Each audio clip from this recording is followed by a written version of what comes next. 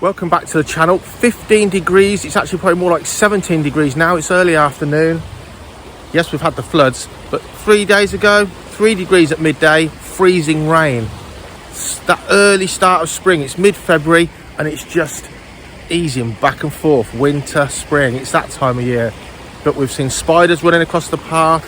I've seen birds carrying twigs. It's actually warm. That's all flood water.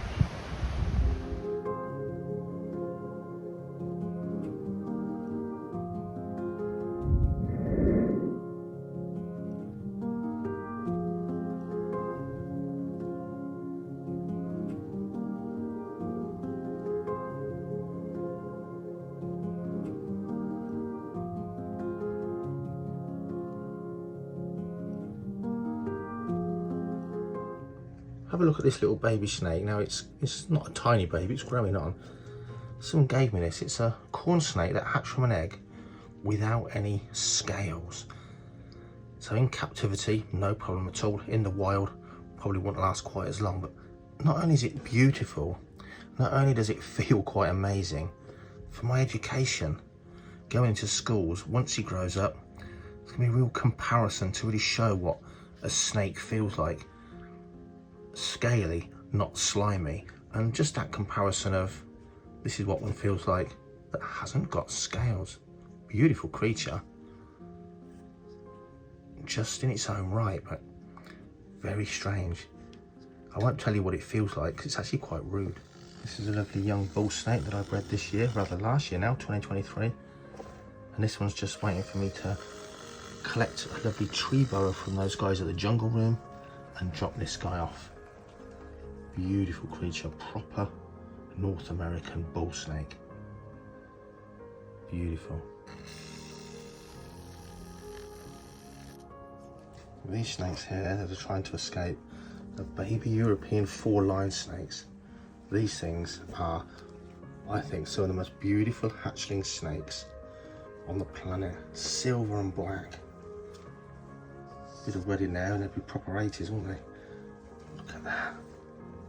European four-line snakes, very few, it's getting away, very few bred in the UK. Beautiful. Still one available. Well, how about a Ridley's Cave Racer? That really is a snake to behold.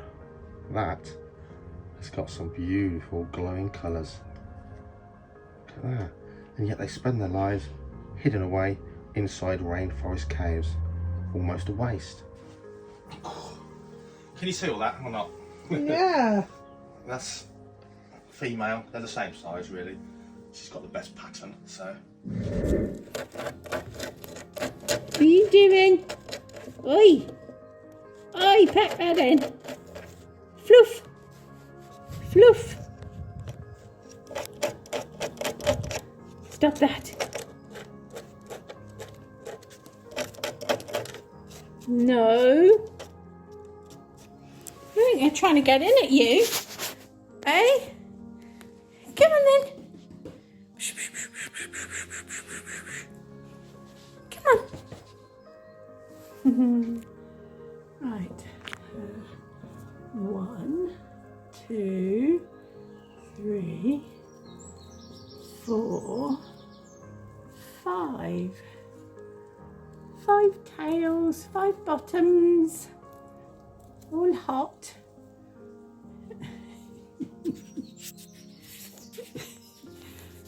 Are we doing yoga in there?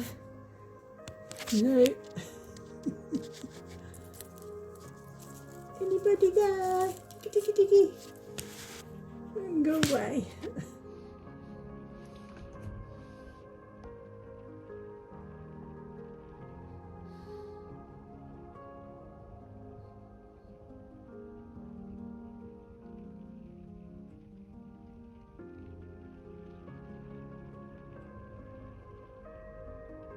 Hello Dave, thanks a lot for watching my funny videos on beekeeping.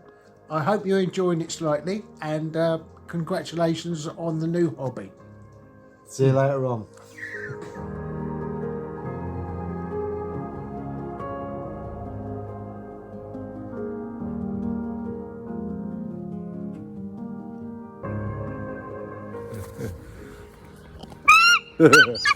Wow.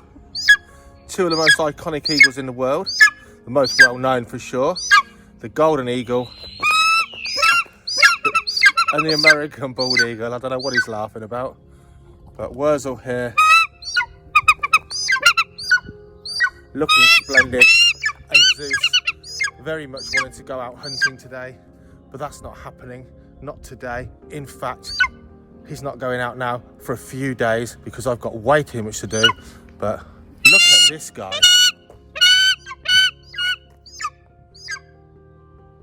He sure does look like the American bald eagle he is. He's took a few years, but he looks magnificent. Don't tell him. Zeus here, he's still my real baby though. Shh. So Wurzel here at Icarus Falconry, American bald eagle. He's now in his pretty much fully mature 6-7 year old adult plumage. And he's a very handsome devil indeed. And he's just on a slight diet now because it's nearly time to get this guy back up in the air again, ready for the opening, weekend openings from Easter onwards 2024, where I'm hoping he's going to do his normal great soaring above the audience job, and probably, as we saw in an earlier vlog, the Chilean blue eagle buzzard is also going to put on that performance. But what a handsome devil. Bald eagles are all brown and speckly for 2 or 3 years. They don't have their white head and their white tail or even their yellow beak until they start to mature. And I've had this guy since he was 16 weeks old. They're fully grown at about 12 weeks old, but they don't have their mature plumage or even their bright yellow beak colour. What a handsome but slightly angry bird looking kind of fellow that he is. Look at that. Beautiful. North America's, well, down into Central America and beyond a little bit, but North America's iconic sea eagle. And it's lovely from a distance, almost black plumage. Come and see him, guys. Come and see him for yourself. Much more important star is Bentley the hooded vulture, because she is now a very, very endangered species in the wild. Whereas American bald eagles got saved from possible persecuting extinction by becoming the American emblem bird, celebrated instead of persecuted in America, the hooded vulture, unfortunately, like many of the vultures from Africa and Asia, is a victim of eating cattle treated with what turns out to be a deadly drug for vultures.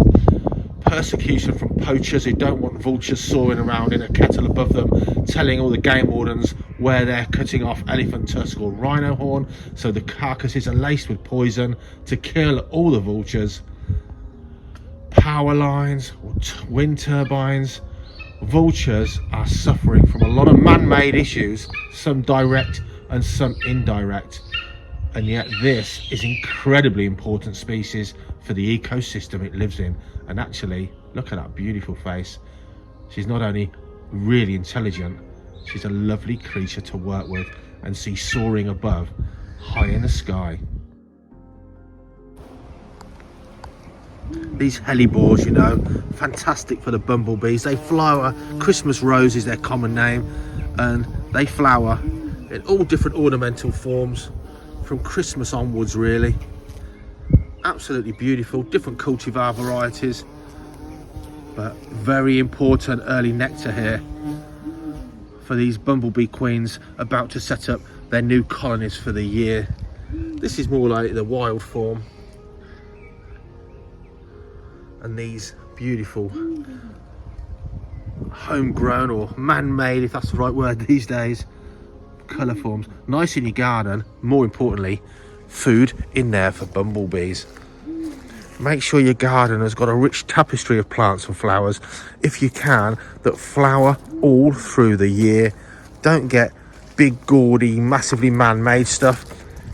Try and go for something a little bit natural for sure. Nectar and pollen bearing stuff.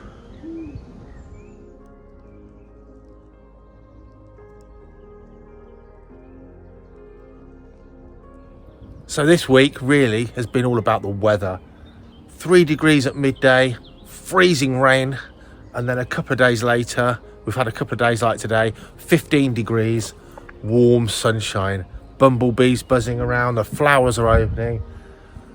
The terrapins are actually coming out in the pond mid-February, normally May by the time those guys wake up, whatever the weather, but they're active. I'm just checking out this little area for my slow worms and common lizards and pool frogs. No sign of them yet, but we did find that great crested newt in last week's episode down the drain. He's gone into the pond. Stuff sprouting. I think the snowdrops, have a look at these glorious things. Hold on, look at these.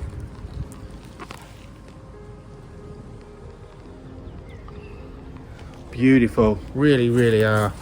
And of course there's a lot more of them in the woodland walk over here, not open to the public. It's just our woodland walk for myself and the staff here at the Falconry Centre, made all the better by Sue's planting and Roy's landscaping. It's going to look very different in the spring as it all comes to life, but for sure even the primroses are out. Winter seen above, but for sure spring is in the air. Guys, have a fantastic week ahead, and I'll see you in the next one.